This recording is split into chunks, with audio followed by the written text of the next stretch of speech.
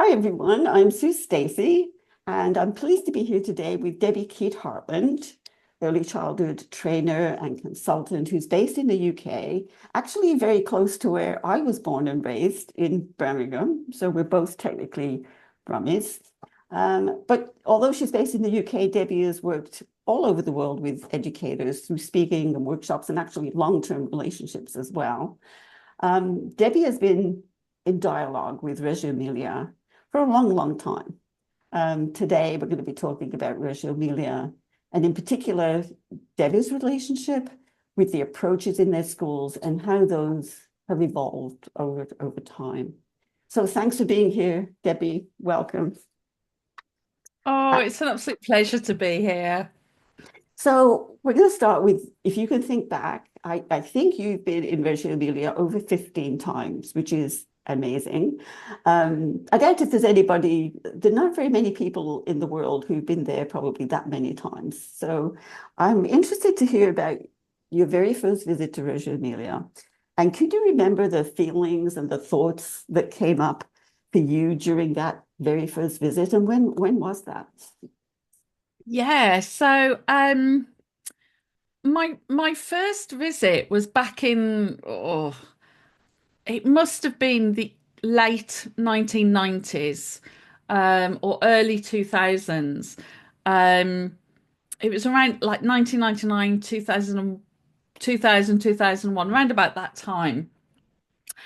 And I went primarily because I was working as an artist in residence in early year settings, and I'd become really interested in children's creative process, and I'd become quite frustrated in my own work as an artist working with young children because it was very much focused on the product Mm. and I was really interested in the process. But my background was as a visual artist and not as an educator, not as a teacher.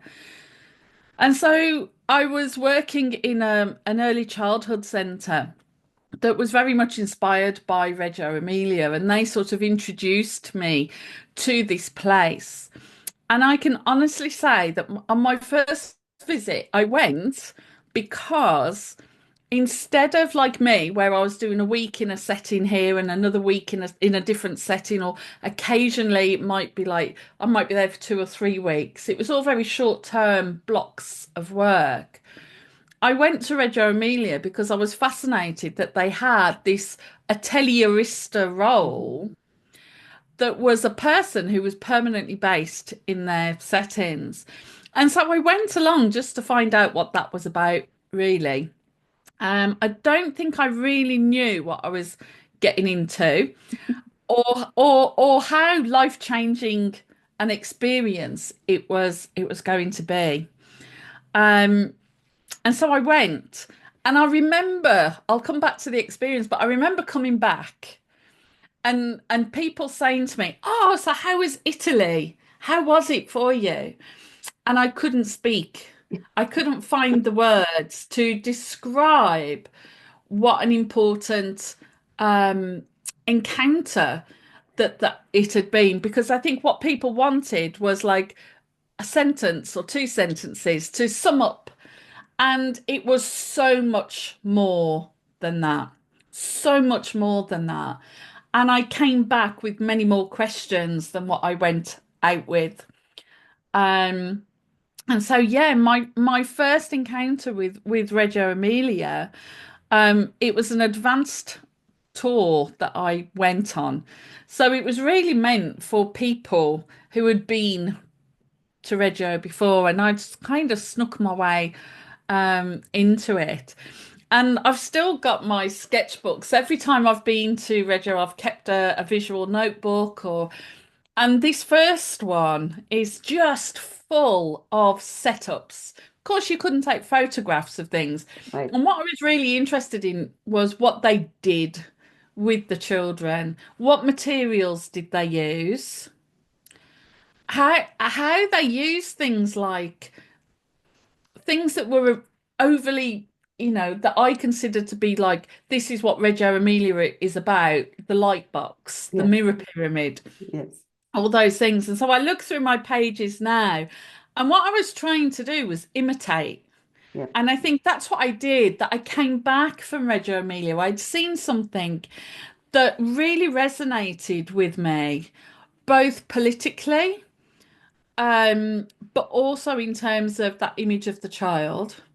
And it also gave me permission as an artist and not as a teacher, not as somebody who was thinking, I need to become a teacher. It gave me the permission to say, I've got a perspective, and that my perspective as someone coming from a different background, from the arts, is as valid as somebody coming from education. And so I stopped thinking I now need to retrain as a teacher, and instead thought now I have to research the creative process and the languages of the arts from my perspective as a visual artist working with young children, and that has a validity to it as well. When you say that, I'm thinking, I'm putting myself in your shoes, as a visual artist. I'm thinking what it must have been like for you to see the ateliers and meet the atelieristas. I mean, that must have been, you used the word life-changing. I mean, to meet people in that role, which we don't have here in North America, certainly, to meet people who are in that role, and to be able to use the arts in that way must have been transformational for you. It was, and suddenly I saw a place that really valued the arts for young children and that creative process. And actually, when I first went, I was possibly, just looking at that as if it was a separate thing. But actually, as I've come to know it over time, it's about the 100 languages as a way of learning and being in life. And it's not just about the arts, and it's not just about creativity. Those are kind of like interests of mine. But it was such a transformational place, because I think I remember coming back from that first trip and saying to myself, no more can I say yes to projects that I don't in my Mm. heart believe in. And I remember the very first phone call that I picked up. It was an email back there, email inquiries wasn't a thing then. You'd get a message on your answer phone. And it was a school that I'd worked with before who wanted a big mural project. And it was a big project. And I remember saying to myself post trip to Reggio Emilia, going, if I say yes to this, I'm never going to change. I'm never going to develop, and I'm going to keep on doing these things. And so I said no to this particular school. I said, this is what we could do instead, and this is what I'm really interested in developing with you. But actually, just doing this mural project where the children weren't really getting anything out of it wasn't something that I wanted to do. And actually, I walked away from that job. But it was quite a That's, momentous thing to do, to I was going say, to say, that's stand a, up for the rights yeah, that for what I wanted to begin to work on. And I think that's why it was so transformational for me. And it gave me a way of thinking. It, I went to Reggio, and what I saw resonated in my heart. And I think that's why it was so powerful.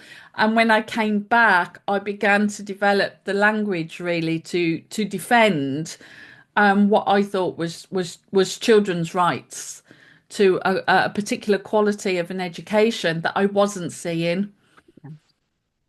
I, that's a huge step, to be able to say no to certain projects because they don't resonate with your own values.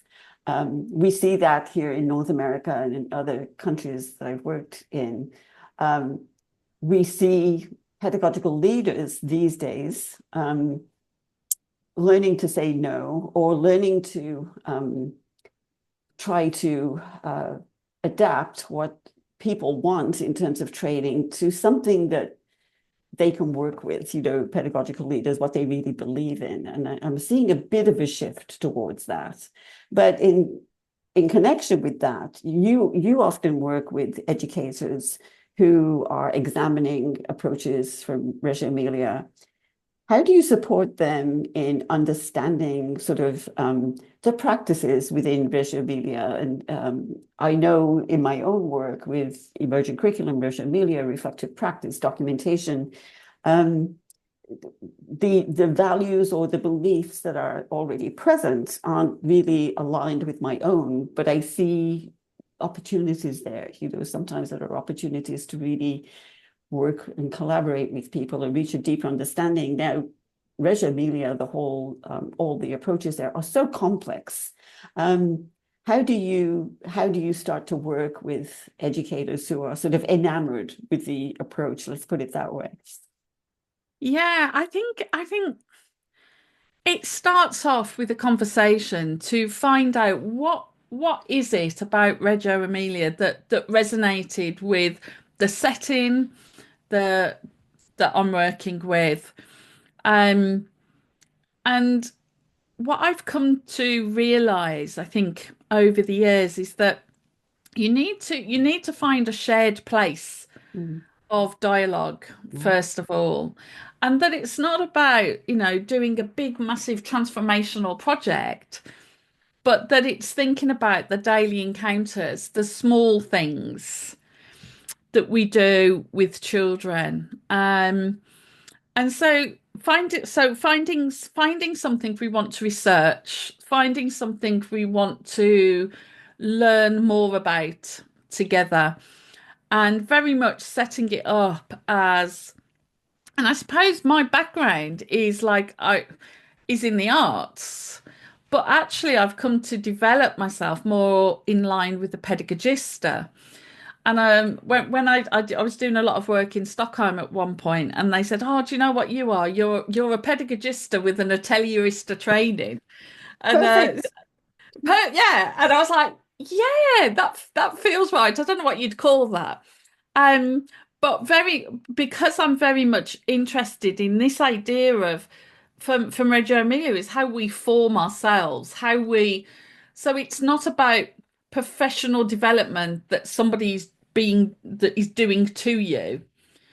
Um, but it's how we're forming together, how we are learning about something together. So whether that's about our work with babies, whether that's about understanding the role of painting for children. So it's starting with something, um, and documenting that and sharing our points of view.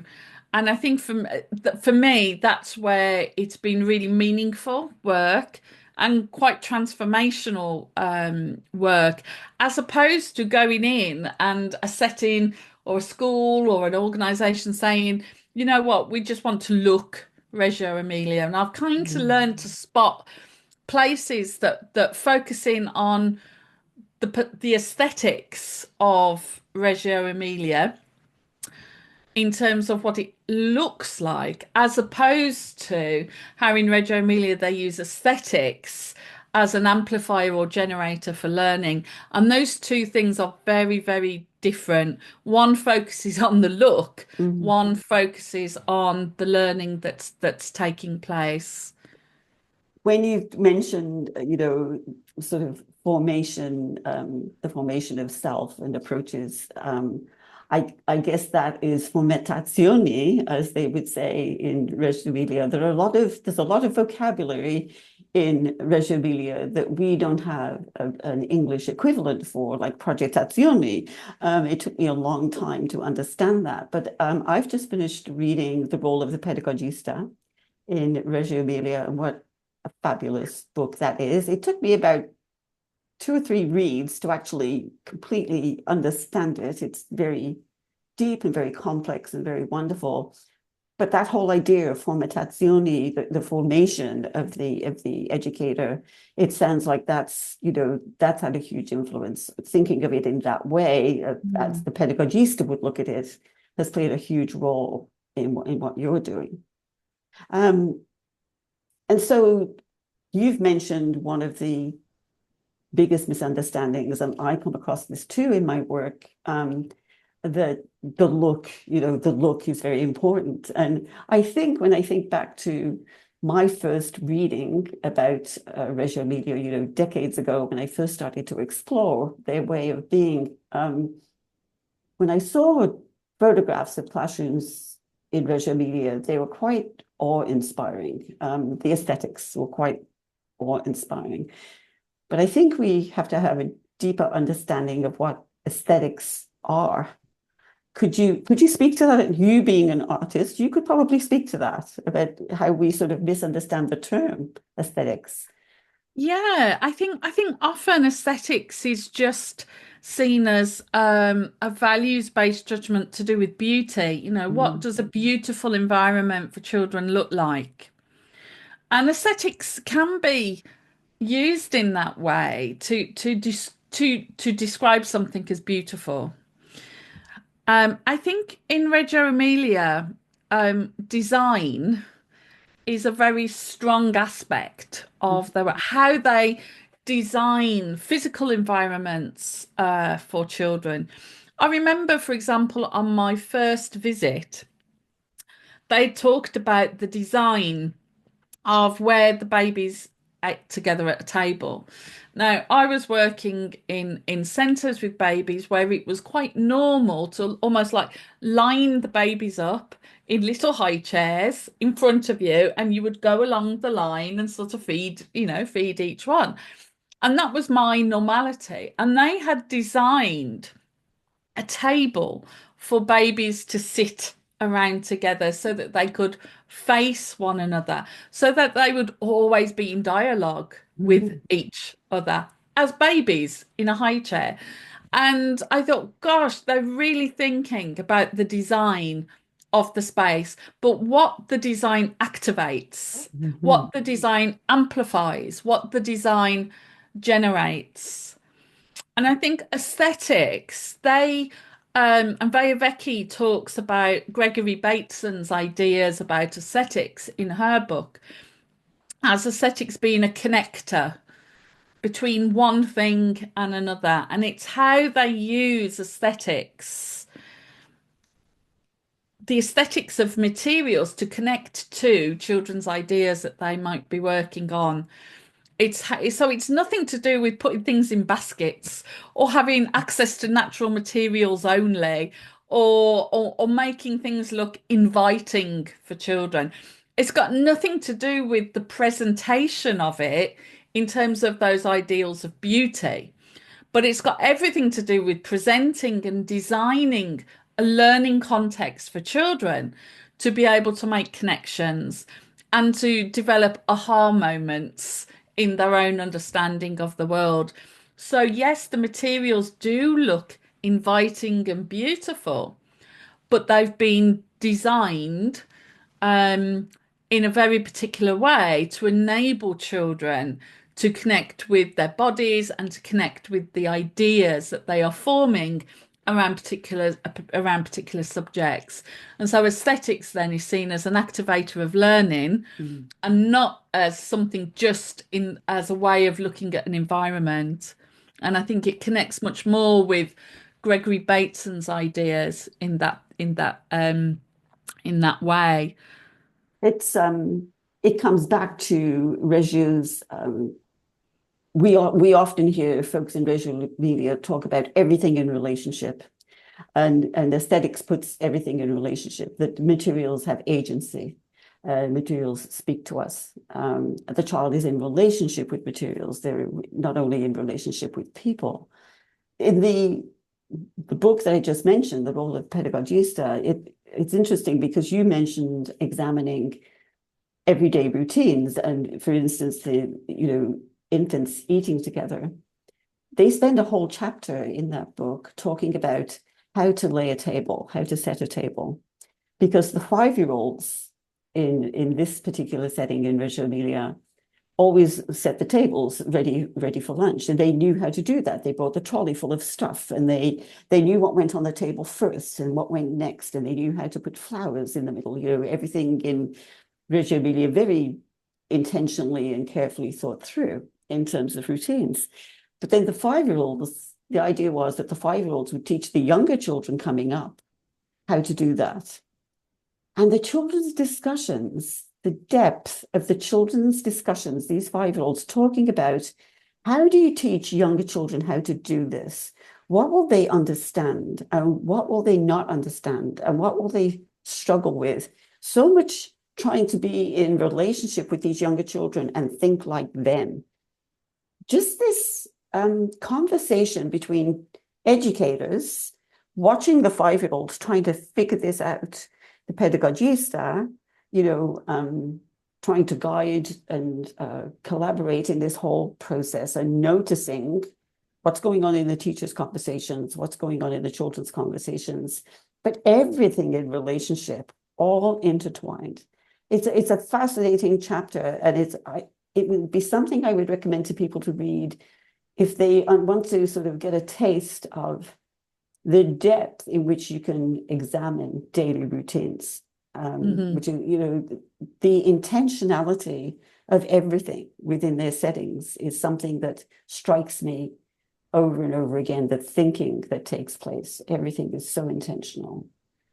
So, Absolutely. But there's no rigidity in that no, intentionality. And yeah. I think that's often a tension that I perceive in people who have either been to Reggio or have read around sort of the Reggio Emilia approach that can clash with some. So working in the UK context, children's choices and how they participate in making choices about how they spend their time or what they do within that environment, what materials that they access, can be something that has a real tension with that being intentional with Mm, children, that intentionality. And I think it's really different because I think there isn't, it's about holding on to, and they talk about, like a prefiguration, and it's almost like an arc. You're thinking ahead towards what could happen and possibilities, and you're holding on to it, but not rigidly. So you're taking the pathway with that group of children, but knowing that that group of children are also individuals and you can veer off and come back, but you're not going to go off on a completely different tangent and do something else. So it's about being really flexible with the children, but mm, being intentional as an educator, knowing your why, knowing your purpose, knowing the children, but still being open to possibility, to the unexpected ways that children construct knowledge. And I think that relational thing, coming back to that, is just so incredibly important. Nothing happens in isolation in Reggio Emilia. Everything happens in relationship to something else. And this idea of older children sharing their knowledge and understanding to the younger children has certainly been in evidence since I've been visiting. And you mm, can look at the advisories books, that older children would create for younger children, how to get around the toilets, yes. what to bring into school or not, the rules, all of these things. It's like setting everything up in relationship. There's an audience, there's somebody to have a dialogue with, where there's that possibility that you will change your point of view, you will change your mind. It's interesting when we talk about flexibility along with intentionality. For some people, depending on how they've been practicing and depending on what their background is, those two things almost seem in opposition to some people, because they are thinking about their intentions. They're very well intentioned, their intentions, um, their ideas that they have in terms of how to respond to children, but being able to be flexible about that. For some people, there's a push and pull there. Um, how do you find that Oh, I push and think that, pull? yeah, I think, I don't know whether there's something about us as human beings that we like to go to either side. We like Yes, to yes. see things in polar opposites and in sort of dichotomies, um, rather than seeing it as both at the same time, or exploring that sort of area between the two more so. And I think, there's there's something about making choices, and Colina Rinaldi says pedagogy is about making choices, and it's not necessarily about the right thing or the wrong thing, but in making a choice. Mm. And we can put things in our pockets to come back to. So we're not, we can have that intentionality and say, right, this is the direction that we're going. Something happens, and then we can put that in our pocket, and it might come up as important. And I think when I'm having conversations, I'm asking people, so what are we holding on to? What are we putting into our pocket? What do we think is not important here? But everything, it's like mapping everything out and sort of saying this is what's in our field of play at the moment. And These are the Rinaldi, yeah, possibilities. And we're just going to make a choice, and we're going to take that next step. I think the rigidity comes when we start making choices so far ahead that we then don't give room to the process of developing understanding, and we ignore what learning is. And I think that relationship between the impact of our teaching and the learning of the children is what Reggio Emilia is really looking at all of the time. And if you are too intentional over time, then you're thinking more about your teaching and not about the learning of the children. And if you're paying that's attention to the children, then your teaching will change. And of course, absolutely, that's that that's a great, famous Boris Malaguzzi quote of stand aside for a while. yeah. And Rinaldi's quote about a basket of possibilities, to develop a basket of possibilities. I love that. I love that phrase because it leaves things open. And the idea of putting something in your pocket to save for later, because things do bubble up again. Things bubble up. Yeah, And when things you, rise up and yeah, things bubble up, and you don't especially, always know in the moment what the right thing is going to be. So putting things in your pocket doesn't mean that you've discarded or forgotten about it. You're holding on to it just to see if it continues to rise up. And it's those important things. And Malaguzzi talks about those important ideas that rise up are the ones then that you're going to keep on relaunching and reactivating with the children, because they're in that process of trying to elaborate and find out more and build that complexity of knowledge about something over time. which brings us very neatly to a nice segue into documentation, because these things that are in our pockets, these things that hopefully we are documenting in some sort of rough format before we decide what we're going to do with it, to have that documentation as a sort of an archive, if you like, of previous ideas.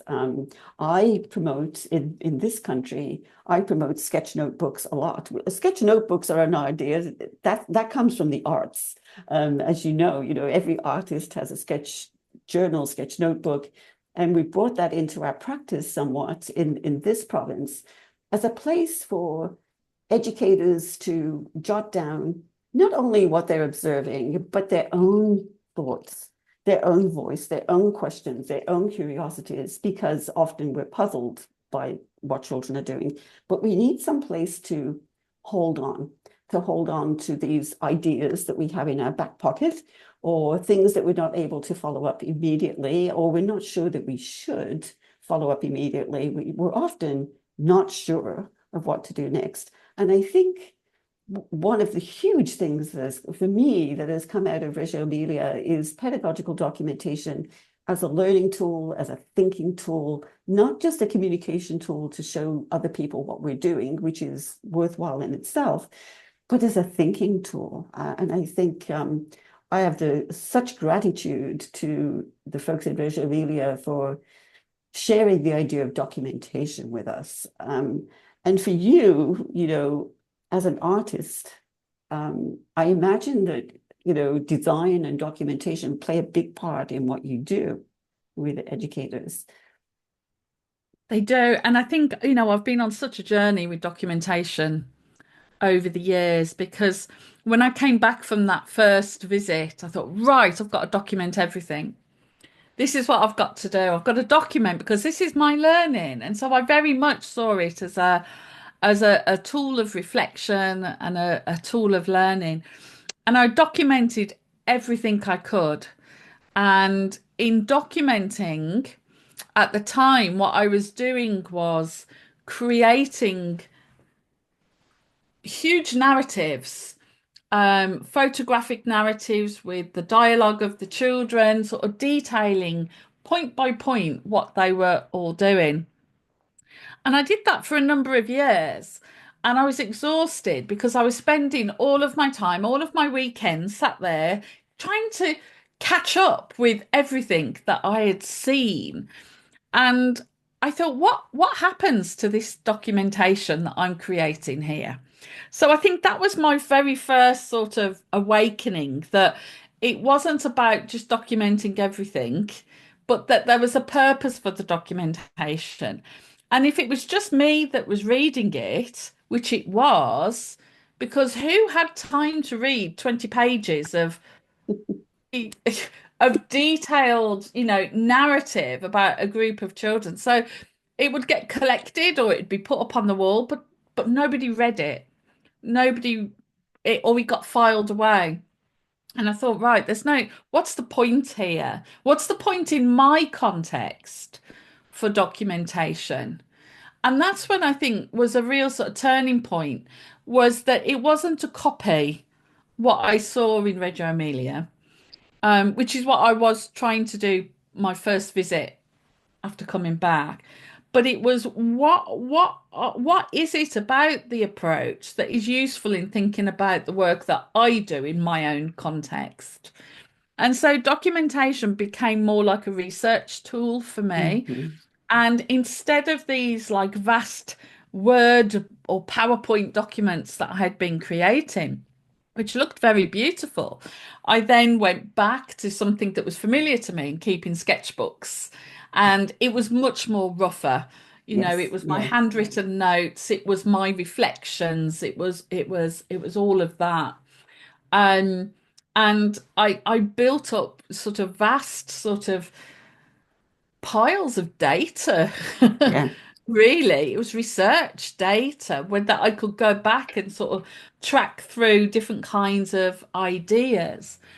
And I remember several years ago, sort of, and it was very easy to amass great, maps. We'd create, at one centre I was working with, we'd create these huge maps of ideas of where things started and track them through. And I just realized we were just amassing loads of stuff again. We were just creating stuff that was just building and building You and have to be able to building. use it at some point. You have Yeah. to be able to use it, Mm. absolutely. And I remember sitting with Moira Nicolosi, and she had come over, pedagogista had come over to look at some of the documentation that we had been collecting as part of a group. And I remember sort of one of my colleagues sort of like pulling out all of these maps that we'd been working on. And I just saw her face as she looked at it. And she asked the most simplest of questions and said, "What were you documenting? What were you documenting? What was your focus? What was you looking at? What was you looking for?" And I realized that we weren't. We were just looking at everything. We were making no pedagogical choices as to what we really wanted to look for. Or if we were, they were too big. So I think it was another couple of years of sort of exploring what's a focus? What is a focus of documentation? What is a good focus of documentation? And realizing that it's something very small. It's about it's about that relationship between your teaching and the children's learning. And so your intention, if you are looking at the threeness of three, it's actually a very tight intention. But what you're trying to do is to look at this group of children that you're working with and saying, right, what do they know about the number three and how it's composed and how it's put together? What are their strategies of communication in talking about that number three, and what it looks like? What are the materials that I can gather and curate and put together that will help them to communicate what they know about that? And when they do that, what does that tell me about their knowledge and understanding of that? And actually, that's what documentation for me is at the moment. It's an observational tool, and the presentation of it is something completely different. Yeah. And it The depends, presentation of that. the presentation of it is going to depend on who you perceive as your audience and how you're going to use it. That's going to make a difference to the And not presentation. all documentation is presented. No, exactly. I mean, a sketch Um, notebook is a working, it's a working in progress document. As you say, it's rough and it's messy, and you scribble on it as you think of things and your questions and your curiosities come up. It has a bit of everything, including some observations. But when we talk about choices, with the way that you mentioned this, the teachers' choices are their voices, because um, we many people ask me when working with emerging curriculum, inquiry, play-based programs, they say to me, but where is the teacher? What do I do? What's my role in all of this? Well, those pedagogical choices that you're making, that's your voice. That's where your voice comes in. You are the observer, the stage manager, the chooser of materials, the responder. You are all these things. But your voice, your teacher's voice comes through in the choices you make and in the documentation. I hope I really try to provoke people to insert their voice into documentation so that it's not only about the children. Absolutely. And I think that the term that goes along with pedagogical documentation is about making learning visible. And I think that's a bit of a red herring, actually. It's more than that, because it's more than creating an evidence base of what learning has occurred. It has to be a tool for dialogue. And so you use that observational tool to reconstruct a moment that you are working with those children. So going back to the threeness of three, you use your documentation to reconstruct what that group has done so that you can then converse with your colleagues about that group to get their perspectives on what they think was going on, to get their perspectives to help you to plan what to do next with that particular group based on what you've seen. And so you're using that tool of observation in order to widen your lenses of observing and being Mm. able to see and think about the work that you are doing with the children. I like that, the thinking about, reconstructing, sitting down with, and in North America, and I know in other parts of the world, educators don't have as much time together for dialogue, if any. Certainly not as much as they have in Reggio Emilia. They don't have that allotted time. And so we spend a lot of time trying to think about how can we carve out these moments of dialogue around our documentation so that we can hear other perspectives, so that we can widen our lenses. And we're trying to make this happen in staff meetings, instead of the normal run-of-the-mill business that goes on in staff meetings, to use staff meetings to discuss documentation, to be in dialogue with each other about ideas, dialogue about ideas. I really love, listening in to the dialogue, whether it's in print or whether it's in person. The dialogue between educators in Reggio Emilia is quite fascinating, because often they will have different perspectives. They will disagree somewhat, but that's not seen as a negative. That's a chance for more dialogue. That's a chance for opening up and for learning from each other. And the role of the pedagogista, which somebody said, that you are actually a pedagogista with an Italianista background. The role of the pedagogista is so important, because she's sort of, or he is sort of mediating these big conversations and helping people to see other perspectives. It's a valuable, valuable role that we don't have very much of here where I live. We have very few pedagogical leaders or partners to help people, with these dialogues and to open up new ways of seeing. I think it's a big lack in our system. Oh, yeah. And I think globally as well, there's been a real shift to taking lots of shortcuts Yes, in professional learning. And that it's about instruction, if only you just instruct somebody to think and behave in a certain way, which includes the children and instructing them. And I think that role of the pedagogista has always been about creating spaces to think, spaces for that individual to think with others in order to widen their point of view and to develop. And that idea of formazione is that we are always in that sense becoming and renewing our understanding of something. And I don't think actually they have lots and lots and lots of time in Reggio Emilia. I think we imagine that they have an awful lot of time. I think what they do is that they use their time well. yes, They're very mm, focused. yes, And they have been doing this for decades. yes, And sometimes we're starting for the first time, but we want to do everything. And I think what they've done, when you look at certain schools, you can see where they've really focused in on what it is to write, for example, moving from, into that beginning to figure out what a letter is, that they will just focus on that for a whole year.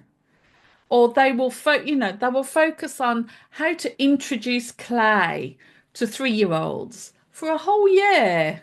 yes, And and that's what they're thinking about, talking about, dialoguing about in detail, in depth. yes, Everything else, they're doing lots of other things and they're making plans, but they're choosing what is our focus, what are we researching. And so then when they come back again 2 or 3 years later to thinking about clay with 3-year-olds, they bring down their synthesis of documentation that they did 3 years ago and open it up and go, okay, so what did we learn then? And what can we learn from this go moving forward? And so they're making these these choices. And I think the pedagogista is there to sort of hold them to that prefiguration of the adults and the intentionality of the adults, not to keep going off, but say, right, what are you discovering about this one thing? And let's think about complexity and not the yes, breadth of everything. And yeah. that's how they have, I think, such deep knowledge, but they're very good with their time. And reflection doesn't just happen in meet reflection on documentation doesn't just happen in a meeting. It happens on the stairway in a quick discussion. It happens in the moment, reflecting with children, or if there's two of you co-teaching together, it's happening in that moment. So it's always thinking about how are we using our time, And I think and what is recognizing our focus? I think recognizing, we talk a lot here, those of us who work in this kind of way with educators, we focus a lot on, they say, well, we would love to work in this way, we would love to have these discussions, but we don't have time and we're not given time. And we try to point out that actually this is sort of ongoing. Those little quick chats, those little things that you notice and you bring in the other educators in the room, you bring their attention to this thing that's going on over there and you're listening and you have these quick conversations in the corridor as you're coming and going and a conversation at the end of the day when you're wrapping up and cleaning up and all of that counts, it all Yes. counts. And it doesn't have to be a formal sit down, but the fact that you are connected, even in the most informal of ways, and certainly through a sketch notebook where you can all you can share a sketch notebook in the classroom and put all your thinking and your questions in there to come back to. There are so many ways without a formal meeting to have that dialogue. So, Debbie, we're fast running out of time, and it's never enough, is it? It's never enough time. We could There's talk. never enough time. We could That's talk the about only other this. We could talk certainty. about this forever, but maybe we can get back together again and focus on some of the details. I've written a lot while you've been speaking, and maybe we can go back and focus on some of those details that we were talking about. But certainly you've given me a lot to think about, and I'm sure everyone else. So thank you so much for giving your time to this and being here today. And hopefully we'll talk again soon. Thank you, Debbie. Oh, I'd love to. Thank you. Thank you for this. Thank you so much. Um,